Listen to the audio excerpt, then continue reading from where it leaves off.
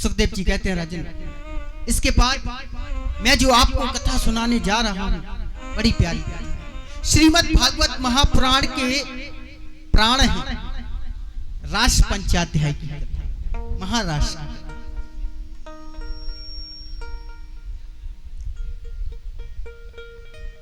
सुखदेव जी कहते हैं राजन, आज सुंदर शरद पूर्णिमा की रात्रि आई और प्रभु यमुना किनारे गए और एक कदम की डाली पर बैठ करके प्रभु ने आज ऐसी बंसी बजाई, ऐसी बंसी बजाई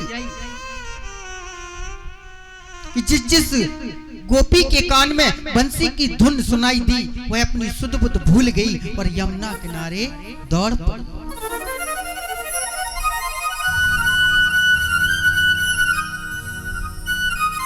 परीक्षित कहते हैं गुरुदेव, ये गोपियां क्या है? गोपी किसे कहते हैं?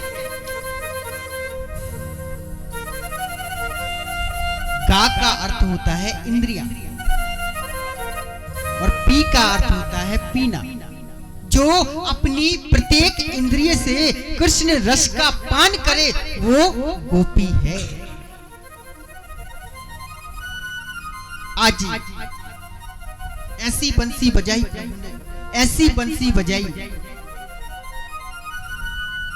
जिस गोपी के कान में पड़ती है वह सुध बुध भूल जाती है और दौड़ पड़ती है यमुना किनारे। एक गोपी अपने पति की चरण सेवा कर रही है, चरण सेवा करते करते जैसे कान में बंसी की धुन सुनाई पड़ी, उस गोपी को ऐसा लगता है कि कन्हैया मेरे नाम से मुझको बुला रहे हैं। और महाराज वहीं उन्होंने अपने पति को छोड़ा और दौड़ पड़ी यमुना किनारे।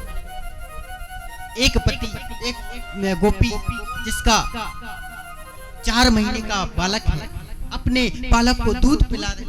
दूध पिलाते पिलाते जैसी बंसी की धुन कान में सुनाई पड़ी, सुध बुध भूल गई, बालक को गोद से वहीं उतारा और दौड़ पड़ी यमुना किनारे। देखते ही देखते हजारों लाखों करोड़ों गोपियां यमुना किनारे जाने लगी। सुखदेव जी कहते हैं एक गोपी अपने पति की सेवा कर, अर्धरात्रि का समय सेवा करते करते उसके कान में बंसी की धुन सुनाई पड़ी। गोपी सो की सुध बुध भूल गई और जैसे ही जाने लगी, घर के बाहर उस गोप ने हाथ पकड़ लिया, कहा कहां जाती हो? बोले देखो मेरे प्रभु मुझे बुला रहे हैं, आज मुझे मत रोक। और जैसे गोपी ने सुना, बार बार आग्रह किया, बार बार निवेदन किया, अंत तो गत्वा सुखदेव जी कहते राजन गोप ने क्या किया, गोपी का हाथ पकड़ा, खींच करके अंदर ले गया और ले जा करके कमरे में बंद कर दिया। ब्रह्म की आग में वह गोपी इतनी तपी, इतनी जली, वह अपने आप को रोक ना सकी और तुरंत उसने अपना पंचभौतिक शरीर छोड़ दिया। कहा तुम्हें शरीर की भूख है, तुम एक काम करो, ये शरीर तुम रखो। और आत्मा से सबसे पहले प्रभु के पास वह गोपी पहुंच जाती है। इतना प्रेम करती हैं गोपियां प्रभु से, एक पल भी प्रभु के बगैर नहीं रह सकती। जो जिस स्थिति परिस्थिति में होती है उस कार को वह वहीं छोड़ जाती है और दौड़ पड़ती है महाराज यमुना किनारे। और महाराज देखते ही देखते यमुना तट गोपियों से भर गया।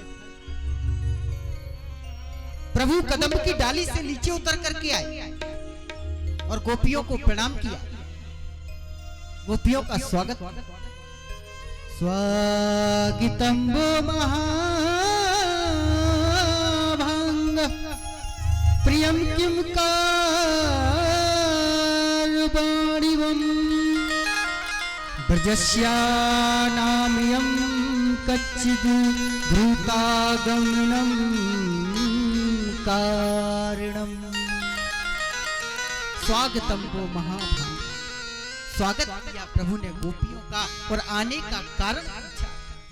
अरे गोपियों, इस तरह से अर्धरात्रि में आप कहां विचरण कर रही हो? अच्छा, आज शरद पूर्णिमा की रात्रि है, चांद का दीदार करने आई हो, चांद का दर्शन करने आई हो। अगर आपने दर्शन कर लिया हो तो जल्दी से जल्दी आप अपने घर को वापस लौट जाओ। आपको पता है ना, कितना भयानक जंगल है और इस जंगल में कितने जंगली जानवर रहते हैं। जैसी गोपियों ने सुना, गोपियां चुपचाप खड़ी हैं। बारे प्रभु, पहले तो बंसी बजाकर के मुझ हमको बुलाते हो और जब हम आ गए तो हमसे आने का कारण पूछते हो। सब्सक्राइब करें ध्रुव कृष्ण जी के YouTube चैनल को और हमारे वीडियोस को सबसे पहले देखने के लिए बेल आइकन को दबाना न भूलें।